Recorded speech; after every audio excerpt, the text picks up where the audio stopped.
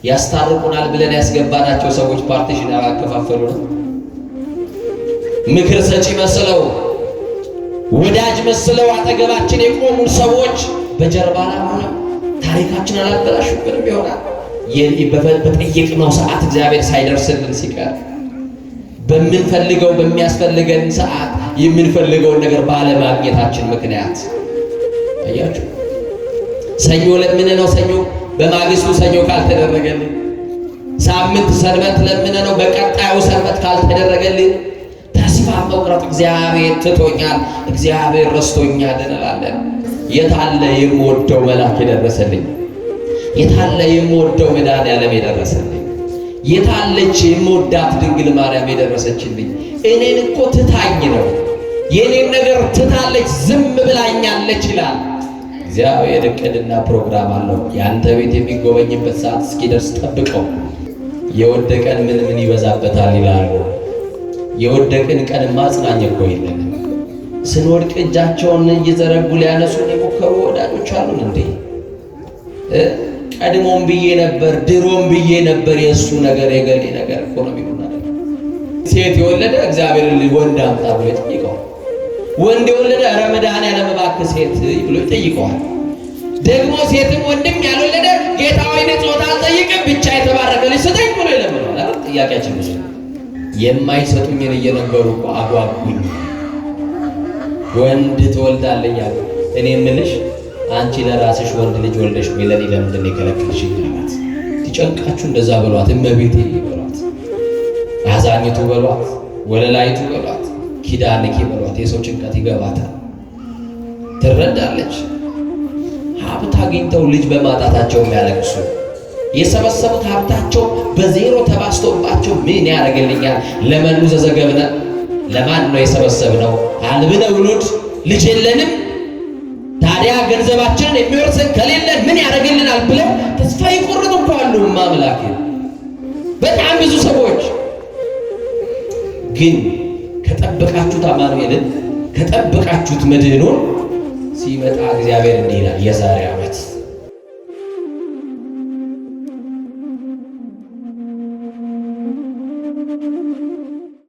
ለኩነተ ሥጋ መጥቶ ከውድቀታችን ያነሳን፣ እድሜ የጨመረልን፣ ዘመን የቀጠለልን፣ ነጭ ያለበሰን፣ የሽበትን ክብር ዘውድ አድርጎ በራሳችን ላይ የደፋልን፣ በማያኖሩ ሰዎች መካከል የሚያኖረን፣ ወጥተን እስክንገባ ተኝተን እስክንነሳ የማይለየን፣ በአደባባይ የነበረው ታሪካችንን በጓዳ የከተተልን፣ ያየብንን ያላሳየብን አማኑኤል፣ የሰማብንን ያላሰማብን፣ ገመና ሸፋኝ ጓዳ ከታች የሆነው የድንግል ልጅ መድኃኔዓለም ስለ ጠብቆቱ፣ ስለ ቸርነቱ፣ ስለ በዛው ፍቅሩ ስሙ የተመሰገነ ይሁን። እጅግ የተወደደ ወንድማችን መምህራችን መምህር ኪሮስ፣ ክቡር ወንድማችን መምህራችን ዘማሪ ዲያቆን ይትባረክ፣ ክቡር ወንድማችን ዘማሪ ዲያቆን ዮሴፍ፣ ክቡራን የምትሆኑ አባቶቼ፣ ካህናት፣ አኀው ዲያቆናት፣ የሰንበት ተማሪዎች፣ የሚዲያ ባለሙያዎች፣ የቤተ ክርስቲያን ልሳን ሁላችሁም ባሰባሰበን በጌታችን በመድኃኒታችን በኢየሱስ ክርስቶስ ፍጹም ሰላም እላችኋለሁ። እንደምን ዋላችሁ?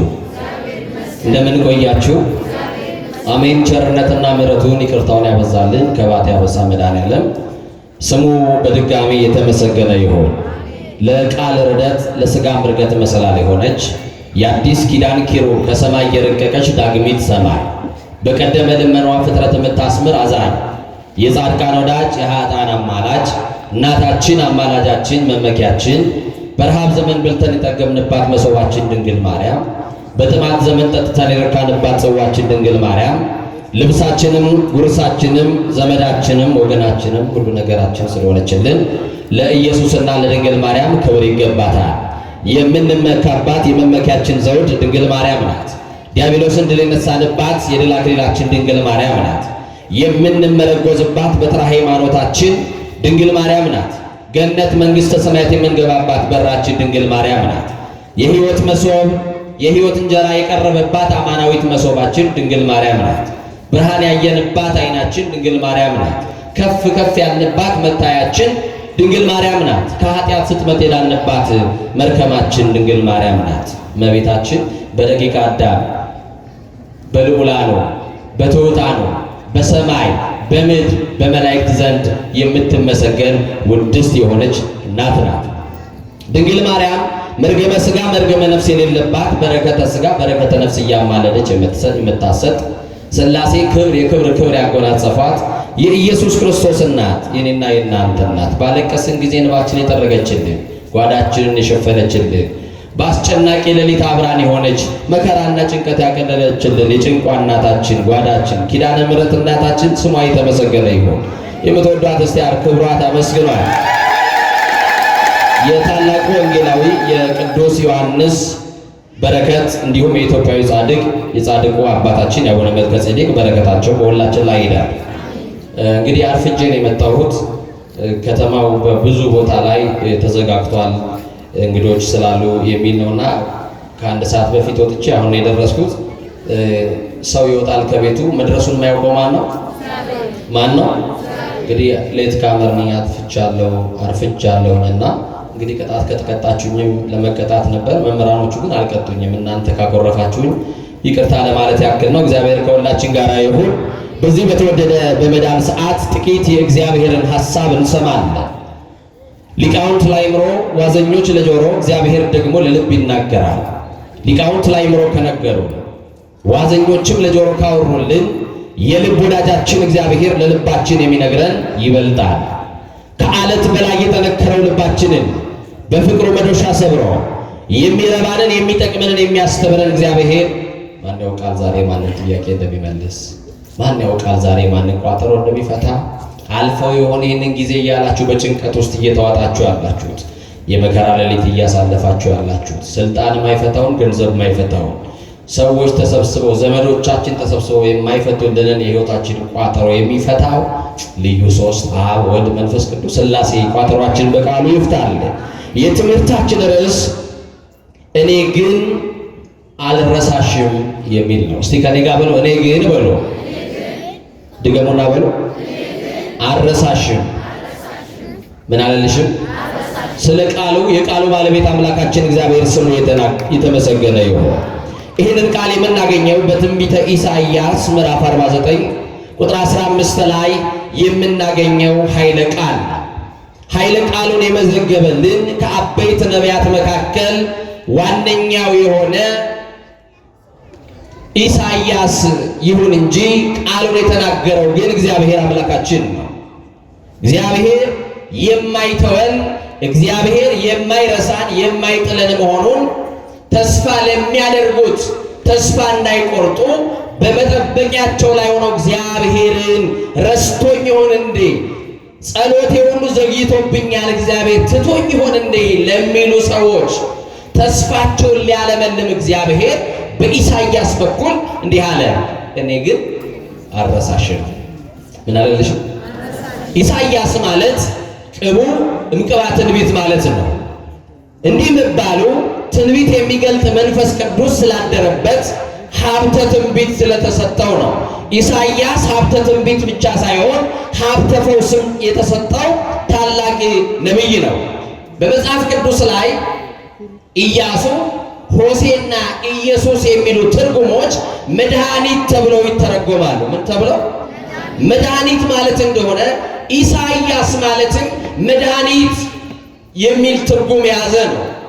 በዘመኑ ኢሳይያስ በነበረበት ዘመን የነበሩ እስራኤል ዘሥጋ ራሳቸው መድኃኒት ይፈልጉ የነበሩ ስለሆኑ ከነበረባቸው ሕመምና መከራ የሚያስመልጣቸው ከዘላለም ሞት የሚያስመልጣቸው መድኃኒት የሚፈልጉ ጨለማው ሰልችቶናል ብለው የሚጮሁና የሚያለቅሱ መድኃኒት የሚፈልጉ ነበሩ።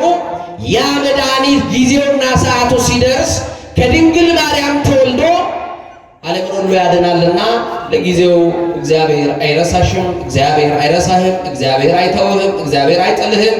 ከነቢያት ጋር ከሐዋርያት ጋር ከነቢያት ጋር የነበረ እግዚአብሔር ከሙሴ ጋር የነበረ እግዚአብሔር ከኢያሱ ጋር አለ። ከኢያሱ ጋር የነበረ ከመሳፍንቱ ጋር ነበረ። ከነ ዳዊት ጋር የነበረ እግዚአብሔር ዛሬም ከኔና ከእናንተ ጋር አለ። ማን አለ ከኛ ጋር? ወጥተን የምንገባው ተማምነን የቆምነው ማስላለልን ነው። በዘመኑ የነበሩ ያልወለዱና መካን የሆኑ ሴቶች በኦሪት ይጠሉ ያገሏቸው እያሉ ስለነበረ እንደውም በ54ኛው ምዕራፍ ላይ ኢሳይያስ አንቺ ያልወለድሽ ሴት ሆይ፣ አንቺ ያላማጥሽ ሴት ሆይ የመካንነትሽን ዘመን ትረሺዋለሽ። እግዚአብሔር ከባል በላይ እግዚአብሔር ከወገን በላይ አብሮሽ ነውና አይዞሽ፣ ዛሬ ባለመውለድሽ ቅስምሽ የተሰበረ፣ አይዞሽ በልጅ ናፍቆት የምትሰቃይ እያለ የእግዚአብሔር የመጎብኛ ዘመን ሲደርስ በልጅ ማጣት የሚሰቃዩ የተዘጋባቸው የልጅ በር እንደሚከፈትላቸው ከእግዚአብሔር ደግሞ የዘገየውን ደግሞ በልጅ ተባርከው እንደሚያገኙ እግዚአብሔር መሰደባቸውን ደግሞ እንደሚያርቅላቸው በዚሁ ቃል ይናገራል። በጣም የሚገርመው ኢሳይያስ 49:15 ስታነቡ እንደዚህ ብሎ ይጀምራል። እኔ ጋር ናችሁ? በጣም የሚገርመኝ ቃል ነው። ትንቢተ ኢሳይያስ ምዕራፍ 49 ቁጥር 15 ጀምሮ በውኑ ይላል፣ በውኑ ሴት ከማኅፀኗ ለተወለደው ልጅ እስከማትራራ ድረስ ሕፃኗን ትረሳ ዘንድ ልጇን ትረሳ ዘንድ ትችል ይሆናል ይላል። ትችላለች? አመጣ የወለደችውን ልጅ ለመርሳት ትችላለች ብሎ ይጠይቃል። ጥያቄ ነው የሚጠየቀው። አዎ ትረሳ ይሆናል ብሎ መልስ ይመልሳል። እየሰማችሁ ነው? ምን ትል ይሆናል? አዎ ትረሳ ይሆናል፣ እኔ ግን አልረሳሽም ይላል እግዚአብሔር። እስቲ አይረሳንም ስትሉ እግዚአብሔርን አመስግኑ። እናት ልጇን ልትረሳ ትችላለች። ስለዚህ እግዚአብሔር ረስቶኛል አትበሉ። ለጊዜው መካን የነበሩ ሰዎች ባሎቻቸው ይጠሏቸው ነበረ። እድል ፈንታም አይሰጧቸውም ነበረ። ህጧ በረከት ይባላሉ። ከማህበረሰብ የተገለሉ ሴቶች ናቸው። እግዚአብሔርን እንዴት ያለ ኃጢአት ብትሰሩ እግዚአብሔር ቢተዋችሁን ማኅፀናችሁን የዘጋው እያሉ በቅሎ የሚል ስም እያወጡላቸው የሰደቧቸው፣ ከጎዳና መካከል አያቆሟቸው፣ በገበያ ቢያዩአቸው ከአፋቸው የሚወጣው ቃል ቅስማቸውን እየሰበረ እየተሸማቀቁ ይወጡ ነበረ። ለጊዜው ባል የተዋትን ባለመውለዷ ምክንያት፣ ለጊዜው በትዳሯ ውስጥ ልጅ አላገኘች፣ የሰው ቤት ስትሄድ የሰው ሕፃን እያየች ከልጅ ናፍቆቷ የተነሳ የሰው ልጅ ስታቅፍ ወደ ቤቷ ስትመለስ የልጅ ድምፅ ያልተሰማበት ያ ባዶ ኦና ቤት እግዚአብሔር ሆይ ምን ነው ረሳኸኝ፣ እግዚአብሔር ሆይ ምን ነው ተውከኝ በማለት በምሬት ለሚናገሩበት ዘመኑ ለነበሩ ለእስራኤል ዘሥጋ የተነገረ ቃል ነው። በውኑ ሴት ከማኅፀኗ ለተወለደው ልጅ እስከማትራራ ድረስ ሕፃኗን ትረሳ ዘንድ ትችላለችን? አዎ ትረሳ ይሆናል፣ እኔ ግን ምን አልልም፣ ምን አልላችሁም፣ አልረሳችሁም። በዚህ ዓመት እግዚአብሔርን የጠየቅነው ብዙ ጥያቄ አለ። ቢከናወንልን ቢሰምርልን ብለን ፕሮግራም ያዝናቸው ነገሮች አሉ።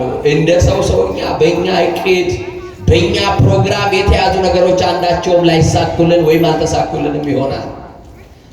ወገኖቼ በእግዚአብሔር ፕሮግራም ግን ብንመራ ማን ያስተካክልልናል? በማን እቅድ ብንመራ፣ በማን ሐሳብ ብንመላለስ፣ አቤት በጣም የሚገርም ነው።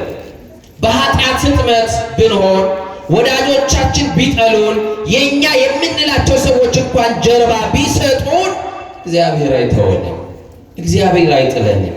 በዘመኑ የነበሩ ሴቶች ቢያንስ ከባሎቻቸው ጋር የሚኖሩት 1 እና 2 ዓመት ብቻ ነው። ከዛ በኋላ ልጅ የላትም ተብላ ትባረራለች።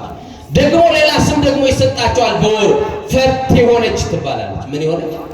ፈት የሆነች። አሁንም በዘመናችን እንዲህ አይነት ችግሮች አሉ በእያንዳንዱ ቤት አይደለም። በሰርጉ ላይ ሽማግሌ የሆኑ ሰዎች ሳይቀሩ፣ በሰርጉ ላይ አሳላፊዎች የሆኑ ሰዎች ሳይቀሩ፣ ለሰርጉ ድንኳን ሲነቅሉ የነበሩ ሰዎች፣ የዛን ቤት ምሰሶ ያቆሙ ሰዎች ከ1 እና ከ2 ዓመት በኋላ ሐሳብ ሰጪ ሆነው የተከሉትን ድንኳን ለመንቀል የሚሯሯጡ ሰዎች አሉ። ለምን እንዴ? አንተ ጊዜን ተጠቀም እንጂ የምትወልደውን ሌላዋን አግባና ውለድ እንጂ እያሉ ምክር እየሰጡ የሰውን ቤት ትዳር ያፋረሱ ሰዎች አሉ። እውነት ሐሰት? እውነት ሐሰት? ያስታርቁናል ብለን ያስገባናቸው ሰዎች ፓርቲሽን ያከፋፈሉ ነው። ምክር ሰጪ መስለው ወዳጅ መስለው አጠገባችን የቆሙን ሰዎች በጀርባ አላመኑም፣ ታሪካችን አላበላሹብንም ይሆናል። በእስራኤል ዘሥጋ በዛ ዘመን የነበሩ ሰዎች እንደዚህ ናቸው። ብቻ በዘመኑ የነበሩ መካን የነበሩ ሰዎች ተስፋ መቁረጥ ይታይባቸው ነበር። የመከራ ጽናት፣ የዘመን ብዛት እግዚአብሔር ረስቶኛል ብቻ ሳይሆን እግዚአብሔር የለም እስከ ማለት ያደርሳል። ወጥቶ ሰባት በቃ ነገር ውስጥ በጠየቅነው ሰዓት እግዚአብሔር ሳይደርስልን ሲቀር በምንፈልገው በሚያስፈልገን ሰዓት የምንፈልገውን ነገር ባለማግኘታችን ምክንያት አያችሁ። ሰኞ ለምን ነው ሰኞ በማግስቱ ሰኞ ካልተደረገልን፣ ሳምንት ሰንበት ለምን ነው በቀጣዩ ሰንበት ካልተደረገልን ተስፋ መቁረጥ እግዚአብሔር ትቶኛል፣ እግዚአብሔር ረስቶኛል እንላለን። ሕያው የሆነ ተስፋ እኔ ግን ምን አለልሽም? አስቡት እንግዲህ እናት በማህፀኗ ያለውን ከአብራኳ የወጣውን ልጅ ልትረሳ ትችላለች። እኔ ግን አልረሳሽም አለ። ይሄ የሚያጸና በዘመኑ የነበረውን እስራኤል ዘሥጋ ያጸና ቃል ነው። የሰው ልጅ መከራው ጽኑ በሆነ ጊዜ፣ ዘመን በራቀበት ጊዜ፣ ለጥያቄው መልስ ባጣ ጊዜ እግዚአብሔር ረስቶኛል ብሎ ይናገራል። እግዚአብሔር ምን ብሎኛል? የታለ የምወደው መልአክ የደረሰልኝ? የታለ የምወደው መድኃኔዓለም የደረሰልኝ? የታለች የምወዳት ድንግል ማርያም የደረሰችልኝ? እኔን እኮ ትታኝ ነው፣ የኔን ነገር ትታለች፣ ዝም ብላኛለች ይላል። እግዚአብሔር እቅድና ፕሮግራም አለው። ያንተ ቤት የሚጎበኝበት ሰዓት እስኪደርስ ጠብቀው። መከራ ጽኑ ሊሆን ይችላል። መከራችሁን በጥርሳችሁ ነክሳችሁ ሰው እንዳያቀባችሁ፣ በቤታችሁ ያለውን ገመና ሰው እንዳያቀባችሁ ሸፈናችሁ እየተንገሸገሻችሁ በመከራ ውስጥ ያላችሁ ሰዎች ትኖራላችሁ። የእግዚአብሔር ዓይኖች ይመለከቷቸዋል። የማን ዓይን? እስቲ ከኔ ጋር የእግዚአብሔር ዓይኖች በሉ። አይደክሙ ኃያላን፣ አያንቀላፉ ትጉሃን፣ አይጨልሙ ብሩሃን ናቸው። በማን ዓይን መታየት ይሻላል ወገኖቼ? በማን ዓይን? በእግዚአብሔር ዓይን። በሁለተኛ ነገሥት ምዕራፍ 4 ቁጥር 8 ጀምራችሁ ስታነቡ እንዲህ ብሎ ይጀምራል። አንድ ቀን እንዲህ ሆነ፣ ኤልሳዕ ወደ ሱነም አለፈ፣ በዚያም ታላቅ ሴት ነበረች ይላል። ምን አይነት ሴት? ምን አይነት ሴት? ታላቅ ሴት ነበረች። እንጀራ ይበላ ዘንድ የግድ አለችው ይላል። እንግዲህ ልብ አድርጎ እናንተ ቤት እንግዳ መጥቶ የግድ ካልበላ የድሮ እናቶች በሞቴ ይላሉ፣ አፈር ስሆን ይላሉ እንጀራ እንድንበላላቸው። ቆሞ አፈር ያበላል እንጂ እንጀራ የሚያበላ ማግኘት በችግር ነው ወገኖች። ቤታችሁ እንግዳ ቢመጣ ቁራሽ እንኳን ለመስጠት ምን ያክል እንደምንገበገብ አታውቁ? አናውቅም? ረጅም የማይበጠስ ወሬ ይዘነው ሰውየው ሲሰለች ከቤታችን ይወጣልን እንጂ በግድ እናገባለን። የእግዚአብሔር ሰው አንተ ስትገባ የሚስተካከል አለ የሚል የእግዚአብሔር አገልጋይ ነብይ፣ እኔ ቤት ያለ ችግር አለ፣ ገንዘቤ ያልመለሰልኝ ችግር፣ እኔ ቤት ያልተፈታ ቋጠሮ አለ፣ ሀብት አለኝ ሀብቴ ያልፈታው ችግር፣ ምናልባት አንተ ስትገባ የሚፈታ ሊሆን ይችላል። ክግባ በግድ ትለው ነበር ይላል። በዚያም ባለፈ ቁጥር እንጀራ ሊበላ ወደዚያ ይገባ ነበረ። ለምን ይመስላችኋል ቅዱሳን ወደ ሕይወታችን እንዲገቡ ምን ፈቅድላቸው? ይህቺ ሱነም ሴት ምን ቢገባት ነው? በሚገርማችሁ ሁኔታ ባል አላት ግን ልጅ የላትም። ይህቺ ሴት ምን አላት አልኳችሁ? ምን አላት? በቃ ጠብቁታ። ትዳር ኖሯችሁ ልጅ የሌላችሁ አታጉረምሩባት ሴቷ ላይ። ውጪ ለቃቅማችሁ የምትመጡትን የሰው የሰፈር ወሬ እሷ ላይ አታረፉባት። እሷ ጠፍጥፋ የምትሰራው ልጅ የለም። ማሲሰጥ ነው፣ ማሲሰጥ ነው። አንደኛ ሳሙኤል ላይ እኮ የሐናን መካንነት ሲያወራ እንደዚህ ነው፣ የሐናን ማኅፀን እግዚአብሔር ዘግቶት ነበር ይላል። በቃ የተዘጋው በእግዚአብሔር ከሆነ ወደሚከፍተው ወደ ማን መጫው ነው የሚሻል? ንገሩኛ። ወደ እግዚአብሔር። ስለዚህ ይህቺ ሴት ልጅ ባለመውለዷ ምክንያት በጣም ፈሪሃ እግዚአብሔር ያለው በኦሪት የነበሩ ወንዶች ሚስቶቻቸው ካልወለዱ የሚያባርር አንቺ ውጪልኝ ሌላ የምትወልደዋን ሴት አምጥቼ አገባለሁ ብለው በወደዷቸው ልክ የሚጠሏቸው ባፈቀሯቸው ልክ የሚከዷቸው ሰዎች ሆኖ ሳለ የዚች ሴት ባል ግን እስኪያረጅ ድረስ ልጅ አልነበረውም። ግን ይጠብቃታል። ጠብቁት። እግዚአብሔር በወጣትነታችሁ እንኳን ቢዘገይ እግዚአብሔር ቀን አለው። በእርጅናችሁም ሰዓት ቢሆን ይጎበኛችኋል። የተዘጋውን ለመክፈት እግዚአብሔር የሆነ ቀን አለው። የኔና የእናንተን ነገር ሊያስተካክል የሆነ ሰዓት አለው። ፈቃድ ይሁን ብላችሁ ለእግዚአብሔር አሳልፋችሁ የራሳችሁ ፈቃድ እንዲፈጸም አይደለም፣ ያንተ ፈቃድ በኔ ይሁን ይበሉት። የማን ፈቃድ በእኛ ይሁን? እግዚአብሔር ፈቃድ። የምትገርመኝ ሴት ናት እና እንደዚህ ያለችው ኤልሳን እያስገባች እንጀራ እየመገበች ደግሞ ባለፈ ቁጥር ከበር ላይ ትጠብቀዋለች። ያ የእግዚአብሔር ቅዱስ የኤልያስ መንፈስ የኤልያስ ጸጋ በሱ ላይ ያደረበት ሰው ሁል ቀን ትጠብቀዋለች። መውረጃውን ሳትጠብቃለች፣ ታውቀዋለች። የኢትዮጵያ እናቶች እና አቡነ ተክለ ሃይማኖት እኮ ናቸው ጓዳችን የባረኩልን አይደለም እንዴ? ምን ነው ተክልዬ ሲባሉ ዝም አላሉ አይደለም እንዴ? እና የሚገርም ነው። ይህች ሴት አንድ ቀን ባሏን አማከረች። በማ ጉዳይ? በኤልያስ ማነው በኤልሳ ጉዳይ። ምን ብላ? ለባሏ ይላል ቁጥር 9 ላይ ይህ በእኛ ሁል ጊዜ የሚያልፈው ቅዱስ የእግዚአብሔር ሰው። እስቲ ቅዱስ የእግዚአብሔር ሰው ወይ ምን የእግዚአብሔር ሰው? በእነሱ በር የሚያልፈው ምን ሰው አልኩ? በእናንተ በር ቅዱሱ የእግዚአብሔር ሰው ተክለ ሃይማኖት ይለፍ። አሜን በሉ። በእናንተ ሕይወት ቅዱሱ የእግዚአብሔር አገልጋይ ታማኝ ወዳጅ ዮሐንስ ወንጌላዊ በእናንተ በር ይለፍ። አሜን። አያችሁ፣ ያ ነቢይ ያ ቅዱስ የእግዚአብሔር ሰው ቤቷ በመግባቱ ብቻ የተሰማት ደስታ አለ፣ ያገኘችው በረከት አለ። ባሏ ያላወቀው አያችሁ። ለሰው ማንናገራቸው ለብቻችን የምንታመምበት ነገር የለም፣ ለብቻችን የምንጨነቅበት። አንዳንድ ቀን ጭንቀታችን ሁሉ ለሌሎች ላይ ያሳበቀብን ምን ሆነ ነው? ልክ አይደለህም፣ ፊትሽ ልክ አይደለም፣ ልክ አይደለህም። ስመለከት የሆነ ሐሳብ እንደገባ ጭንቀት ውስጥ እንዳለ እመለከታለሁ። ምን ሆናል ይሆናል። አንዳንድ ቀን ኧረ ለሰው ማይነገር ስንት ነገር አለ። ብንነግረው ሰው መፍትሄ አይሆንም። ብንነግረው ሰው ቋጠሮ አይፈታል። ብንነግረው ለጊዜ እንኳን ማስታገሻ አይሆንም። ችግራችንን የምንነግረው ለመድኃኔዓለም ብቻ። ለማን? ለመድኃኔዓለም። የተሻለ ወዳጅ አለና እና እንደ ያለችው የእግዚአብሔር ቅዱስ የእግዚአብሔር ሰው እንደሆነ አውቃለሁ። ትንሽ ቤት በሰገነቱ ላይ እንስራለት አለች። ምን እንስራለት? ቤት እንስራለት፣ ጠረጴዛ እናስቀምጥለት፣ የሚተኛበትንም አልጋ እናደርግለት፣ ደግሞ መብራትም እናደርግለት ብላ ተናገረች።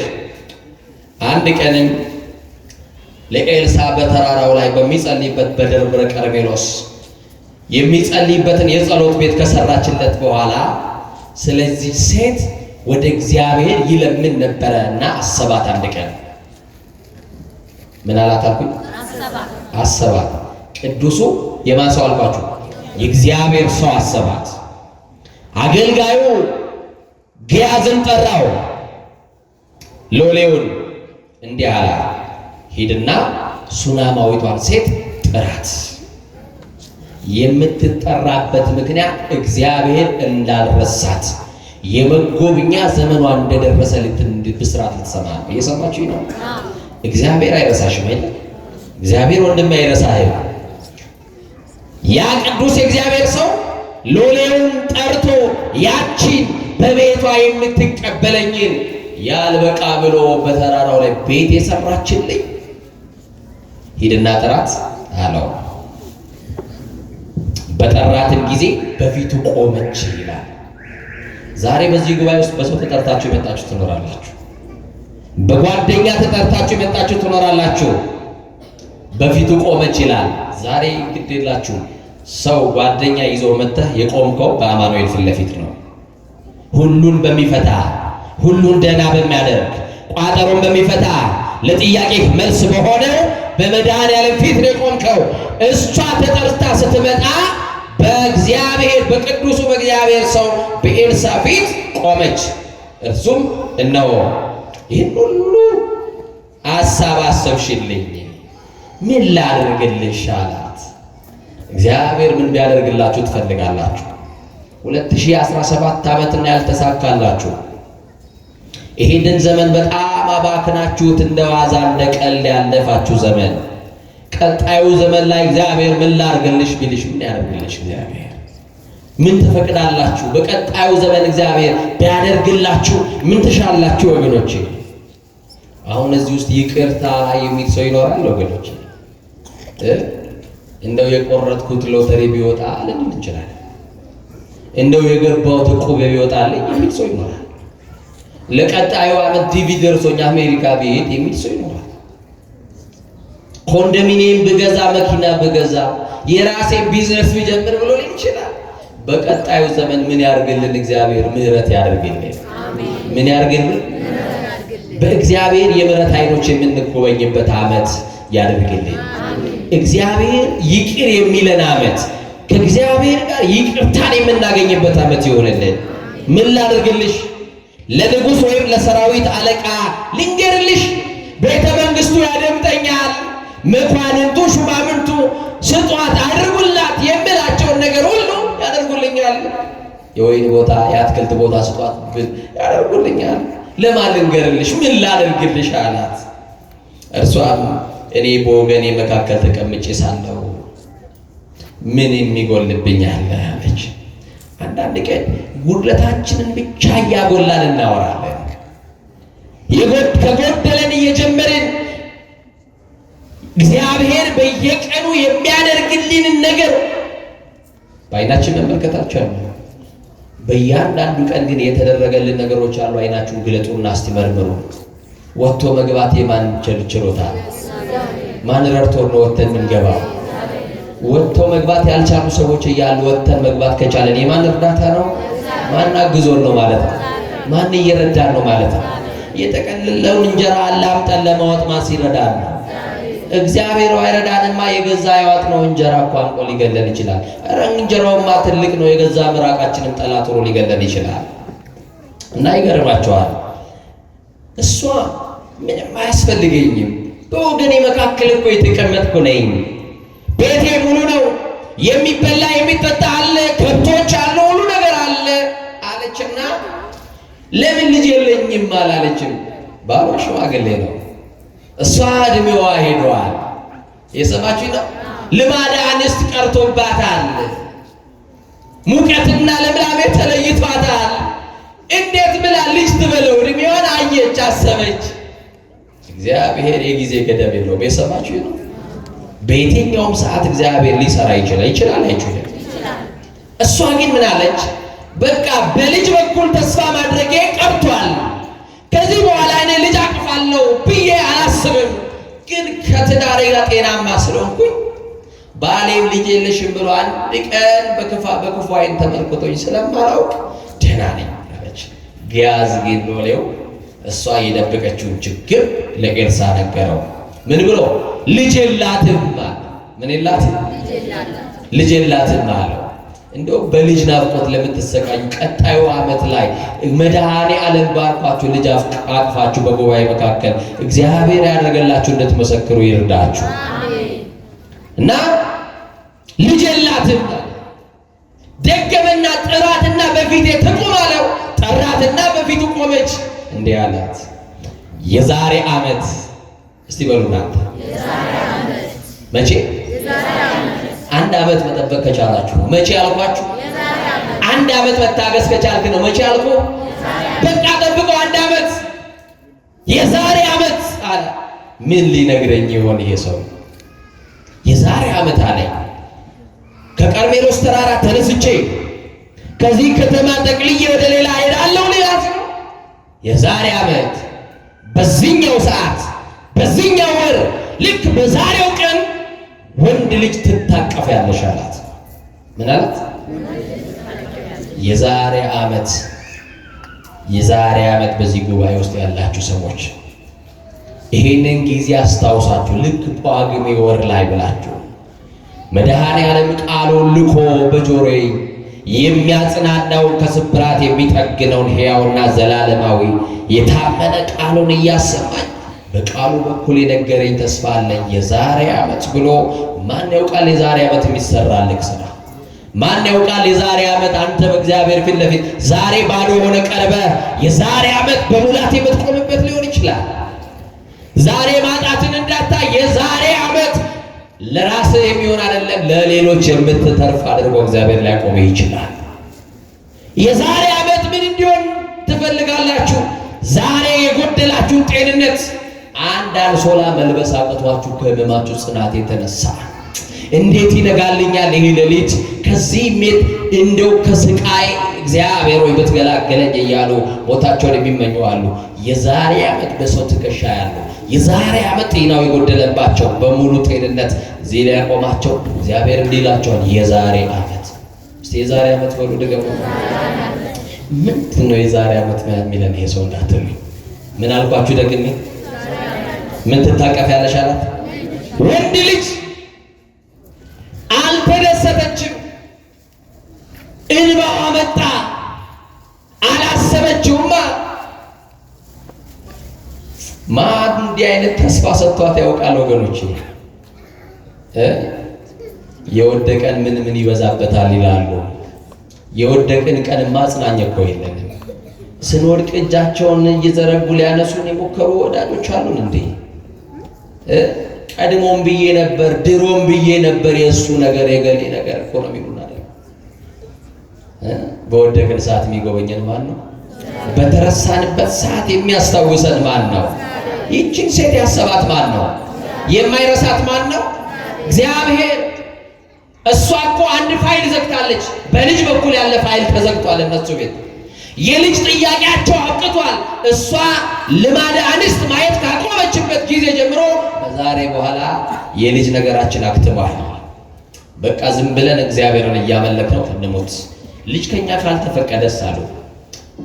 ተስፋ በቆረጣችሁበት ቀን እግዚአብሔር የተስፋን የምስራች ተቆርጧል ያላችሁት ደግሞ እግዚአብሔር ሊቀጥል የተዘጋውን ነገር ሊከፍት እግዚአብሔር ይችላል አይችልም? በዘመን ልቅላቂ ቀኑ ሲመሽባችሁ እግዚአብሔር እንዲህ ባለ ተስፋ ይመጣል። የዛሬ ዓመት ወንድ ልጅ አላት። ጾታውንም ነግሯት ምን አይነት ልጅ ትታቀፊያለሽ? የእግዚአብሔር ሰው ሰላም እኮ ነን፣ ደህና እኮ ነን። ምን ነው አንተ እኔ ቤት እየገባህ የማገኘውን በረከትን ያውቃለሁ። የማትሰጠኝን ቃል ገብተህልኝ እንዳታሳዝነኝ። እኔ ልቧ ያዘነባት ሴት ናት፣ ሴት ነኝ። ብዙ ዘመን አልቅሻለሁ በልጅ የተነሳ ብዙ ዘመን አልቅሻለሁ። ሀብት አግኝተው ልጅ በማጣታቸው የሚያለቅሱ የሰበሰቡት ሀብታቸው በዜሮ ተባስቶባቸው ምን ያደርግልኛል? ለመኑ ዘዘገብነ ለማን ነው የሰበሰብነው? አልብነ ውሉድ ልጅ የለንም። ታዲያ ገንዘባችንን የሚወርሰን ከሌለን ምን ያደርግልናል ብለው ተስፋ ይቆርጡ እኮ አሉ። ማምላክ በጣም ብዙ ሰዎች ግን ከጠበቃችሁት አማኑኤልን ከጠበቃችሁት መድህኑን ሲመጣ እግዚአብሔር እንዲህ ይላል፣ የዛሬ ዓመት ያንተን ጉዳይ ሊያስተካክል የዛሬ ዓመት የኔ ልጅ አይዞህ ጠብቀኝ፣ ከአጸደ መቅደሴ ሳትለይ፣ ከኪዳን ጸሎት ሳትርቅ፣ ከቤተ መቅደሴ ሳትወጣ ጠብቀኝ። የዛሬ ዓመት እጅህ ያልገባውን ነገር ወደ እጅ መልስልሃለሁ። የዛሬ ዓመት ወደ እኔ ተመልሶ በመጣ ብለህ የምትናፍቀውን ነገር የምትጓጓለትን ነገር በሆነልኝ ብለህ ባለመሆኑ ተስፋ የቆረጥክበትን ነገር ወደ አንተ ሊያመጣልህ የዛሬ ዓመት ይላል። መቼ ተው የእግዚአብሔር ሰው አታጓጓኝ አለችው። ኤልሳ ግን ዝም አለ። ወደ ቤት ሄደች። ያቺም ሴት ጸነሰች፣ ወንድ ልጅም ወለደች ይላል። እስቲ እግዚአብሔርን አመስግኑ። ወንድ ልጅ ምን አለች? ወለደች። በጣም የሚገርም ነው። በእርጅና ሰዓት መጎብኘት በጣም የሚገርም ነው። አመሻሽ ላይ መጎብኘት። የኔ ቀን የኔ ፀሐይ ልጠልቅ ነው ባለችበት ሰዓት ሌላ ፀሐይ ወጣላት። አይኗን ባይኗ አየች። ቀኑ ጨልሟል ስትል ጨለማውን አነጋላት። መድኃኒዓለም ይችላል አይችልም? ይችላል አይችልም? ይችላል። እኔ ተናግሬው ከሆነ አላውቅም እንጂ ሰውየው ልጅ ባለመውለዱ ምናልባት ተናግሬው ሊሆን ይችላል። የሰማችሁ ነው። ትምህርቴን ስለጨረስኩ ነው። ሴት ልጅ ይወልዳል። አሁንም ሴት ልጅ ይወልዳል። በማግስቱም ሴት ይወልዳል። 3 ሴት ደረሰ። ልጁ ግን ገበሬ ነው። ያውም አባቱ ትንሽዬ መሬት ቆርሶ ሰጥቶት ያችን እያረሰ የሚኖር ነው። ደግሞ ትንሽዬ ያገባ ሰዓት ጎጆ መውጫ ብሎ አባትየው ጥጃ ያላት ትንሽዬ ላም ሰጥቶታል። ይገርማል። ያቺ መተዳደሪያው ለአሟን ወተት እያልበና ልጁ ለልጁም ለሱም ከቁርሳቸው ጓሮ ጎመን ተክልና እንደዚህ ያደረገ የሚኖር ድሃና ምስኪን የኢትዮጵያ ገበሬ ያሳዝን። ግን ሴት የወለደ እግዚአብሔርን ወንድ አምጣ ብሎ ይጠይቀዋል። ወንድ የወለደ ረመዳን ያለመባክህ ሴት ብሎ ይጠይቀዋል። ደግሞ ሴትም ወንድም ያልወለደ ጌታ ሆይ ጾታ አልጠይቅም ብቻ የተባረከ ልጅ ስጠኝ ብሎ ይለምነዋል። አይደል ጥያቄያችን ብዙ እና ወንድ ልጅ መውለድ ፈለገና ሐዋሳ የሚባል ከተማ ሄደ ብሎ አንዱ አማከረው። ነብያት አለ ነብይ አለ ምን አለ ማምላክ ነው በሬ ነብይ አለ። ሄደ ሰልፍ አለ ሰልፉን ያዘ። ሊስትሮ ለምን አናስጠርቅም እዚህ ጋር ጫማም እኮ ቆሸሽ ብሏል ብሎ አንዱ ምክር ሰጠው። እየሰማችሁ ነው? ኢንፎርሜሽን የሚጠይቀው እኮ ሰው። ከዛ እሱን ቁጭ አድርጎት ከየት ነው የመጣኸው? ከኦሮሚያ ክልል ከጉጂ ዞን። ለምንድን ነው የመጣኸው? እንደ ወንድ ልጅ እግዚአብሔር ቢሰጠኝ የነብይ ገሌ አምላክ ቢያይን ብዬ ነው። እውነትን ነው? አዎ። በስመ አብ ለእግዚአብሔር ቤትስ እንደው እግዚአብሔር አሁን ቃል ተናግሮ በነብዩ በኩል ቢያደርግልህ ምን ልትሰጠው ነው? አንድ ወይፈን ሽጬ ብቻ መጥቻለሁ። እየሰማችሁ ነው? ስሙን የመጣበትን ቀበሌ ምኑን ሸጦ የመጣውን ይዞ የመጣውን ብር ሳይቀር ለአጅሬው ነው ብሎ ነግሮታል። የሰማችሁ ነው? አጅሬው ከሆነ ደቂቃ በኋላ የብዙ ሰዎችን ስም ጠራና ኢንፎርምድ ሆኗል አይደል? መጣና ሚስተር ኤክስ ብሎ ስሙ ጠራው። እዚህ ውስጥ አለ ካለ አለ በቃ ያለቅሳል ሰው። ምን ላገኝ ነው ብሎ ንገሩኛ። ወንድ አገኛለሁ ብሎ የዛሬ ዓመት አለው። እሱ ምን አለው? ንገሩኝ እንጂ ኤልሳ እኮ አይደለም አሁን ያወራው። ንገሩኝ የዛሬ ዓመት አለው ወንድ ልጅ ትታቀፋለህ ስሙም ደግሞ ገሌ ይባላል ብሎ ስም አወጣለትና በለ እግዚአብሔር አሁን ምን ትሰጠዋለህ ሲል በስሜት ታውቃላችሁ አይደል? የኢትዮጵያ ሕዝብ ደግሞ የሚያውቀው ችግሩን ከሰው መስማት ይወዳል። ችግሩን ያውቀዋል ራሱ። እኛ ካወቅነው ታዲያ አይበቃንም? ሌላ ደግሞ እንዲያገል ምን ያደርጋል? እና አሁን የሚያውቀው ችግሩን ለሰው አሳውቆ ሊመጣ ነው ሄዶ እንጂ ምንም መፍትሄ ሊያገኝ አልመጣም። የተዘጉ በሮች የሚከፍተው ማን ነው? በጎ ስጦታ ፍጹም በረከት ከማ ብቻ ነው። ልጅ መስጠት የሚችለው ግን በነገራችን ላይ ማን ነው? ለሳራ ልጅ ትወልጃለሽ አላት እኮ ሥላሴ። ማን ነው? ሐናን ልጅ የሰጣት እጧ በረከት የተባለችውን ሐናን ልጅ የሰጣት ማን ነው? ኤልሳቤጥን ያሰበ ማን ነው? ስምዖንና አግሌስያ 30 ዓመት ልጅ በማጣት ሲያለቅሱ ገብረ መንፈስ ቅዱስን የሰጣቸው ማን ነው? እግዚአብሔርና ጸጋ ዘአብን ተክልዬን የሰጣቸው ማን ነው? ለፍሬ ብሩክና ለዮስቴና ሀብተ ማርያምን የሰጠ ማን ነው? እግዚአብሔር ለእናንተ የሚሰጣቸው አልጠብቁት፣ እናንተን የሚያስባቸው አልጠብቁት። እና በአጭር ቃል ሄደ ሚስቱ ጋር ተገናኘ። እግዚአብሔር ሰው ነግሮኛል አለ። ሲወለድ ሴት ሆነ። ምን ሆነ? እግዚአብሔር ዋሻል። በሌላ ጊዜ በጣም አዘነ። አይ ሐዋሳ እኮ የሄድክበት ቦታ ትክክል አይደለም፣ ኢንፎርሜሽን ተሳስተሃል፣ እንዲህ አይደለም ብሎ ሌላ ሀገር ላኩት። እዛም ሀገር ሄደ። እንደዛው ከደጅ ላይ የሰሙት ሰዎች ነገሩ። እንደዛ ሴት ወለደ። ቤቱ ላይ 5 ሴት። በየቀኑ ከብቶቹ ይቀነሳሉ። የሰማችሁ ነው? ከብቶቹ ይቀንሳሉ፣ ልጆቹ ይጨምራሉ። እና በጣም ተስፋ ቆረጠ በቃ። እና ማርያም ቤተክርስቲያን አለች እዛ ሀገር።